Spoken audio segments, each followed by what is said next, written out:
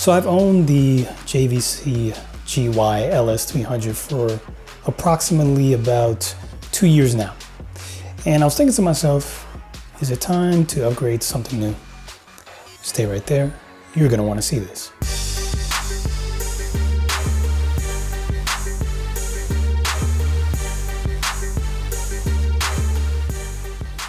Hi, I'm Mike Turner, your friendly filmmaker, and today we're talking about the JVC LS300. Now, I've done videos about this camera in the past, and basically I reviewed it, but it was still very new to me at the time. And now I've had some experience with it, about 2 years of experience, and I just want to talk about the fact whether or not, am I going to keep this or am I going to move to something different? Because it's not a perfect camera, but I guess there really is no such thing. But, you know, let's start with some of the things that I like about this camera. And I think one of the things is the fact that it comes with a micro four thirds mount, but a Super 35 sensor. So that allows you to pretty much mount whatever you want. With adapters and whatnot, you can put whatever lens you want on there. You can natively use micro four thirds, or you can use Canon, you can use Nikon. I have a Nikon on here right now, and this is a vintage lens with the Metabone speed booster. So this is a, I think this one's a 24 to 85, and I think it's f2.8 to 4. And it's actually a macro lens. It's really cool. And being able to use something like that with this camera really is nice. So there's that. Just the versatility of using lenses, whatever lens you want. And then it has this thing called variable scale mapping that I explained before, where it shrinks down the sensor. So when you're using smaller lenses, like a micro four thirds lens or a Super 16, you can shrink down the sensor so that it uses that particular lens and there's no vignetting in your picture, so you don't get that black outline around your stuff. It's just perfect. And then of course there's the prime zoom feature. So with the zoom toggle or the zoom rocker, even when you're using prime lenses, you can still zoom in and out, and it's all part of that variable scan mapping thing. It's just shrinking down the sensor, and it's not like a crazy zoom. It's only like I think it's like 2.5 times or something.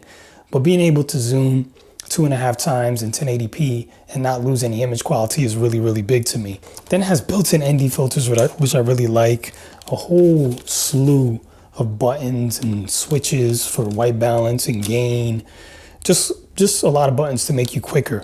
And going in with the buttons, one of my favorite buttons is this one here. And what that one does is expanded focus.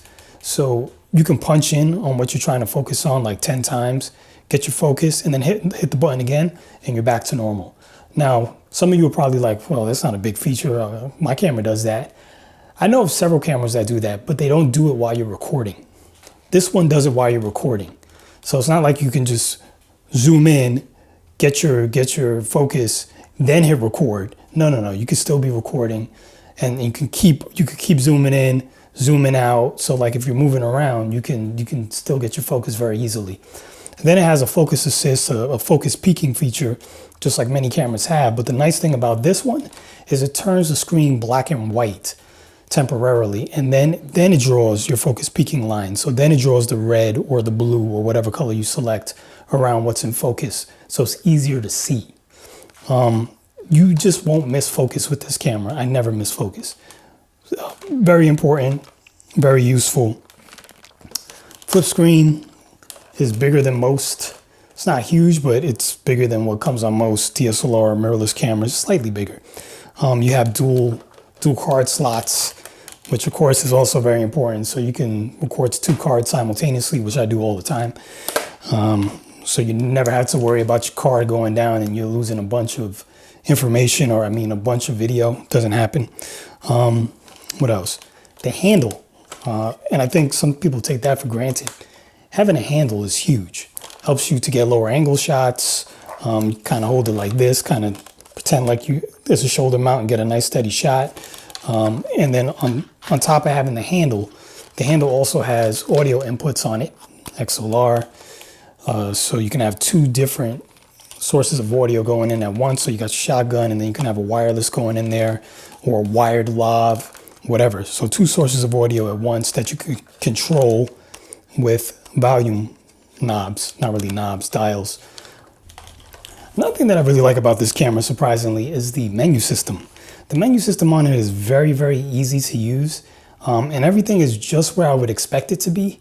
And not only that, but then you can go a step further and create a favorites menu system. And again, it's very easy to access. You just hit the menu button and then you hit display, and then it takes you right to your favorites. And you have all your favorite options that you like to get to quickly. They're right there, very quick to access. I think the menu system is really good and it really allows you to work very, very quickly. Like I said, most things can be accessed through buttons anyway, but when you do need to tweak something, you can do it really, really quick. Other than that, something that surprised me that I like, and I didn't think I would really use, is the streaming features of this camera. So you can live stream with this camera, and basically you just plug in like one of those Wi-Fi adapters that you would plug into the USB port of your computer, plug it right into the camera, and then like on YouTube, it's so simple. Like once you have it all configured, you just go to YouTube, you hit start, and you're just broadcasting from the camera. And because you have good audio and good video, there's really nothing you need to do. I've used it before on YouTube on a few videos that you guys might have seen. Some of the ones that look really grainy are not this. They're just my phone. But the ones that look good where I went live, I was using this. Now let's talk about a few things that I don't like. And first and foremost is the low light performance. You know, for something that has a Super 35 sensor, I would have expected this to have better low light performance than it has. I mean, I could take it up to 3200 ISO, but I really don't like going that high because it really starts to not look too good. It's usable, but it's not great. It's still very good at 1600, but once you get above that, it starts to get a little iffy. So that's one problem. It's not huge. Like I said, you can still shoot at 3200 ISO, but you better have a fast lens. If your lens is not fast, then you're just using like a f2.8, it doesn't really look good. But if you're using something that's like f1.8 and better, or f2 and better, you're in good shape. And then also another thing is the build quality of the camera. Currently on mine, you might see how floppy this is. You might have saw I made a video about that some time ago. I did have it repaired, and the funny thing is I got it back, and within like 2 weeks, it was back to doing that. So I mean, the build quality is not the greatest. It's not terrible, but it's not the greatest. Another thing that's a little odd for me to say, being that this is a video camera, I hate the fact that I can't take pictures. Now obviously I wouldn't take this to go take landscape pictures or people's portraits or something. I wouldn't bring a big ass video camera or bring a real still camera. But I use this a lot to shoot weddings. And sometimes when I'm shooting weddings, I want to also take pictures because, you know, I'll put those on Instagram and on Facebook. You know, you're trying to generate business. You don't always just want video. Sometimes you want really nice pictures. And yeah, I can pull a still, but I'd rather take a picture. So that's where sometimes having a DSLR or mirrorless is an advantage, because you can shoot video and take a picture too. And the other thing is it is a little cumbersome. It's big, right? It's not a small compact camera.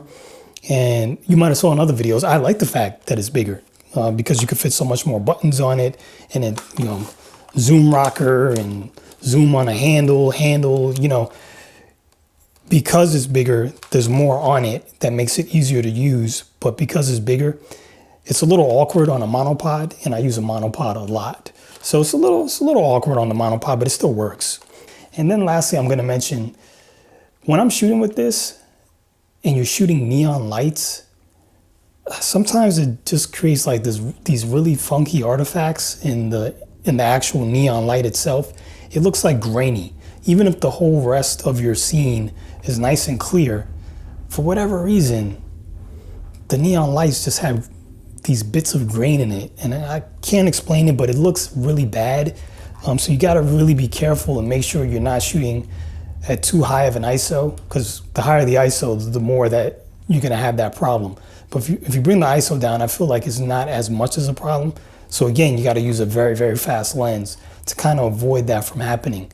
Another thing I don't like about it is when it comes to like color grading it, there's only but so much you can push the colors in this camera before things really start to fall apart and it starts to like get all artifacty and grainy, and it just doesn't look right. I feel like when I use my Panasonic G85, GH4, I feel like there's more room there to color grade. Also, there's definitely more room to punch in. And I'm talking about just shooting in 1080p. When I shoot with either one of those cameras, whether I'm shooting with the 50 megabit codec or the 100 megabit codec, I feel like I can punch in a lot more and the image still looks clear. Where I feel like with the JVC, you can only punch in maybe 10, 15%. And after that, it really starts to look bad very quickly. With all that being said, do I feel like I need to upgrade this camera to something new?